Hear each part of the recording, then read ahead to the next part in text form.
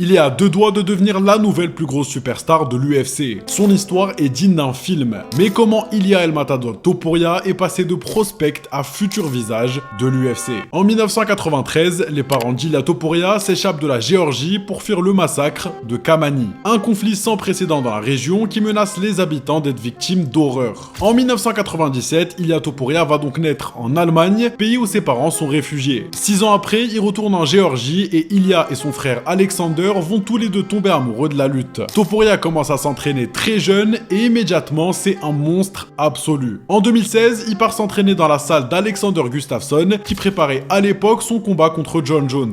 Là-bas, il est repéré par un manager qu'il fait signer aux Cage Warriors. Il devient très vite champion de sa KT et puis après quelques combats au Brave, il rejoint l'UFC avec un seul objectif en tête, devenir le meilleur de toute l'histoire. Après avoir éteint tout le monde sur son passage et amassé des finishes de fou, il affronte Alexander Volkanovski. Invaincu en featherweight, Ilia va le mettre KO et s'imposer comme le monstre qu'il a toujours été. Nouvelle superstar, invité au Bernabéu, Topuria atteint des sphères de star mondiale. Quelques mois après, il devient le premier homme à mettre Max Holloway KO et s'impose comme le featherweight le plus méchant de l'histoire. Avec un combat prévu contre Dobranks Oliveira et peut-être Islam Makhachev d'ici l'année prochaine, est-ce que Topuria peut devenir le GOAT de l'UFC?